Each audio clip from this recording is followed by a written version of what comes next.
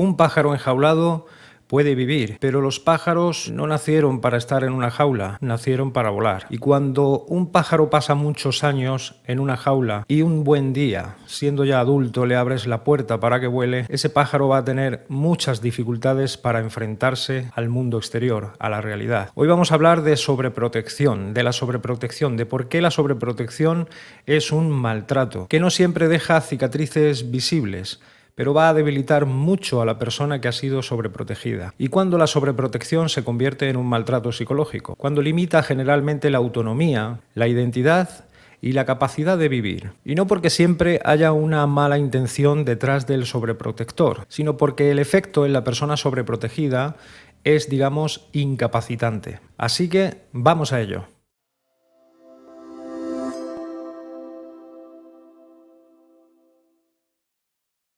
La sobreprotección es algo que nace en el cuidador, en la persona que sobreprotege. Casi nunca tiene nada que ver con las necesidades de quien es cuidado o de quien es sobreprotegido. Con lo cual, generalmente, la sobreprotección es una ansiedad proyectada. ¿Por qué decimos que la sobreprotección puede ser y es un maltrato psicológico? Y esto es importante decirlo con mucho rigor. Proteger a un hijo, proteger a un hermano, proteger a alguien a quien quieres no es un maltrato psicológico. Pero la sobreprotección puede convertirse en un maltrato psicológico y vamos a ver por qué. Cuando esa sobreprotección limita e incapacita sistemáticamente la autonomía, la identidad o el desarrollo emocional de la persona, tenemos que hablar clínicamente de maltrato psicológico. ¿Por qué? Porque esto implica un control psicológico sobre la persona sobreprotegida. Implica también una dependencia que se le va a inducir, que es inducida a esa persona.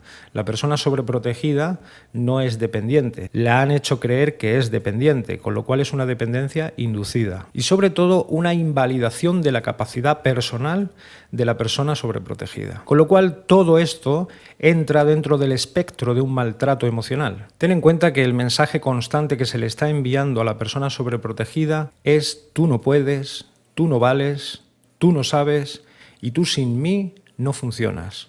Aquí está el núcleo clínico de la sobreprotección. Los adultos sobreprotegidos, que han sido sobreprotegidos, suelen presentar las siguientes características. Tienen un miedo desproporcionado al error, a equivocarse. Y no es que teman equivocarse en cuestión, es que temen decepcionar, perder seguridad en sí mismos o incluso quedarse solos. ¿Por qué? Pues sencillamente porque nunca han aprendido que equivocarse es algo normal, es algo humano. Otro núcleo es la dependencia emocional o incluso la dependencia, digamos, para tomar decisiones con autonomía. Este tipo de personas van a necesitar una validación constante. Se van a preguntar si está bien lo que hacen. Te van a preguntar tú qué harías. Van a decir cosas como no estoy seguro. Vas a ver que van a dubitar mucho entre la inseguridad, la duda, la incapacidad. Y no es que no sean inteligentes, ni es falta de inteligencia, para nada. Es sencillamente que no están entrenados en autonomía propia, nada más. Otro núcleo de las personas adultas que han sido protegidas es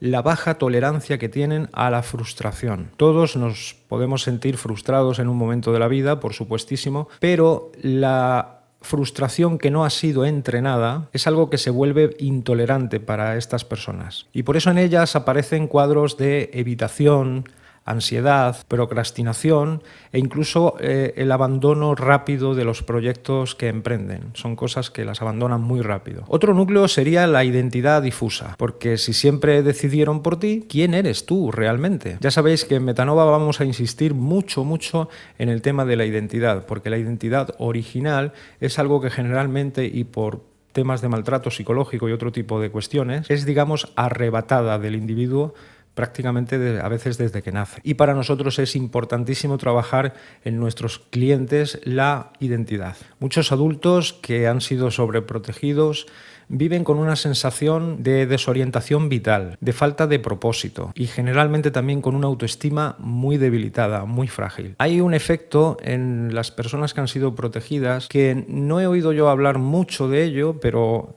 conviene recalcarlo y conviene hablar de ello, que es un efecto invisible, que es la culpa. Y diréis, ¿la culpa en una persona protegida?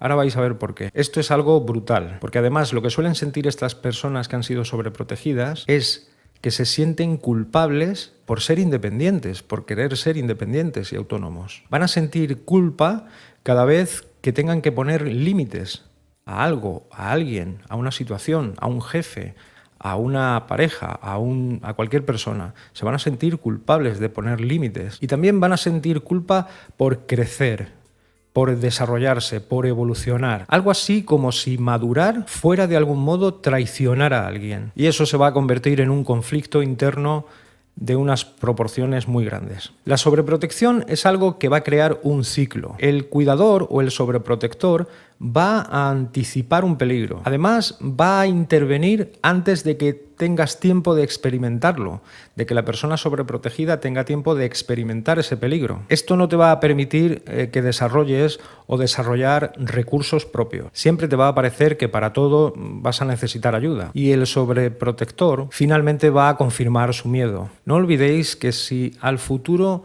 le das motivos, el futuro siempre te va a dar razones. Así que de esta manera ese ciclo se vuelve perpetuo. Esto no es amor maduro, esto no es amor de madre, amor de padre, es sencillamente una ansiedad relacional. Ahora os queremos proponer un ejercicio de autoexploración, de que identifiquéis las señales en vosotros de que en algún momento os sobreprotegieron o habéis sido sobreprotegidos. Para ello debes hacerte unas preguntas muy honestas. ¿Te cuesta tomar decisiones solo? ¿Temes equivocarte más de lo habitual? ¿Buscas aprobación constantemente?